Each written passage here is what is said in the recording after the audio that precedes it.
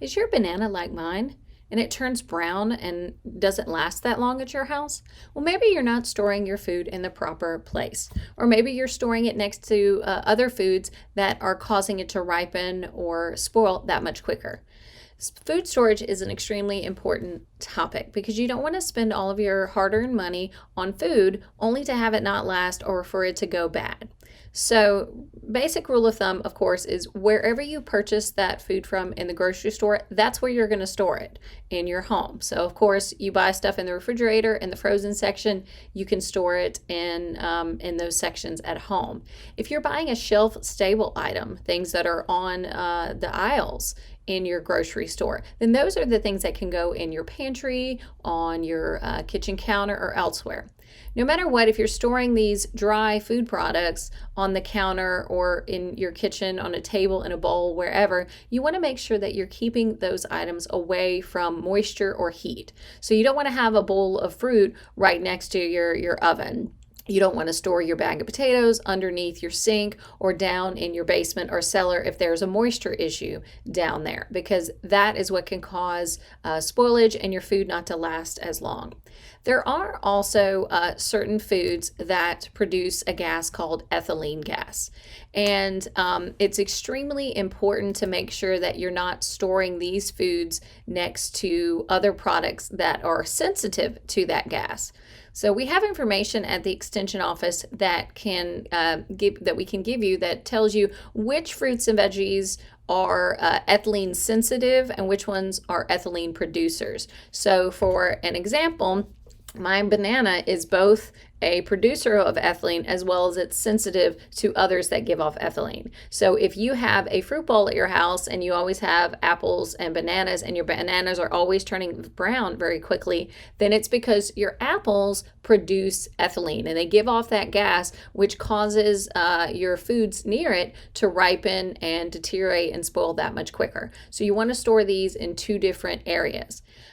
Likewise, the opposite is also true. If you go to the grocery store and you buy, say, some peaches that are not really ripe and it's going to take a while, but you really, really want to eat that peach now, you could stick it in kind of a brown paper bag near a banana or near an apple, and that ethylene producing fruits or produce is going to give off that gas, and it's going to help your peach to ripen that much quicker. And once it ripens, you can eat it or stick it in the refrigerator to kind of slow that ripening process. Whenever your bananas get like this, though, don't feel that you've just got to throw them out. They make wonderful smoothies, banana bread, muffins, whatever else. So you can always stick them in your refrigerator. The outside will turn, brown and black, but the inside will still be able to be used for different things.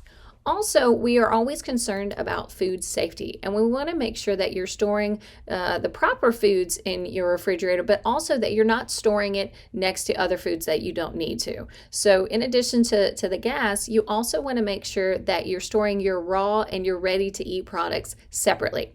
So the way that we recommend you in your grocery, when you're purchasing your groceries, you want to separate them in your grocery bag. So if you have those recyclable, reusable tote bags, you want to have one that's just for your raw meats. You don't want to have that you're also keeping fresh produce in there, because any of the juices or any of the bacterial pathogens that are on that raw meat could get on your produce.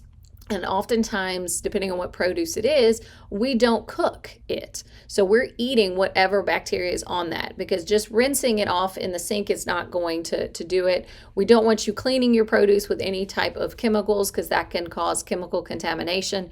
But we want to make sure that you're storing it separately. When you get to your house, you need to put up everything immediately into your refrigerator or put it away.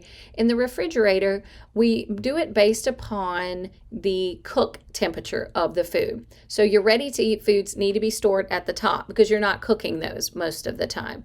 Then as you go further down in your refrigerator, you're going to start with the fishes, your eggs, your whole meat products, the whole cuts of beef, pork, lamb. Those are all going to be cooked to 145 degrees. So those can be all near each other.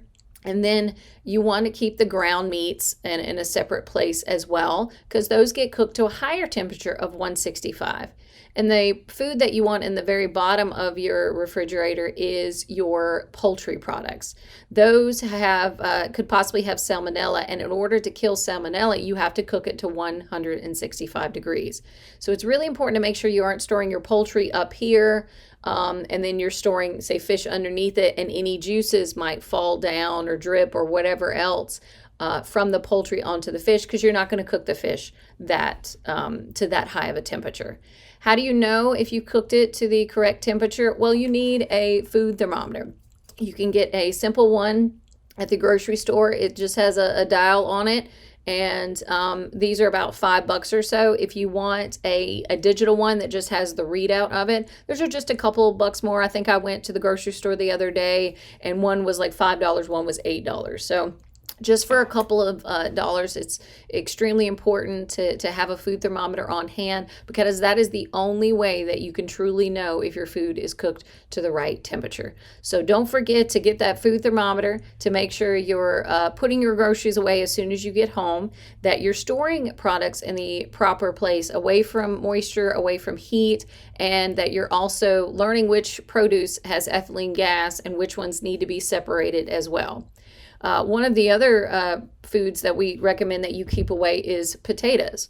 Potatoes don't give off ethylene gas, but they give off moisture. So we try to store our potatoes slightly separate from your onions, your garlic, or your ginger, those kinds of things, because that moisture can cause the other things to spoil and ripen as well. For more tips or more information on food storage, we just had a workshop on that topic. We can send you that information, those handouts, and that recording if you're interested. Just contact the Extension office. Check us out on Facebook, Instagram, and YouTube at Person Granville FCS. I'm Jennifer Brown, Family Consumer Science Agent with the North Carolina Cooperative Extension Service, and that's your food for thought for this week.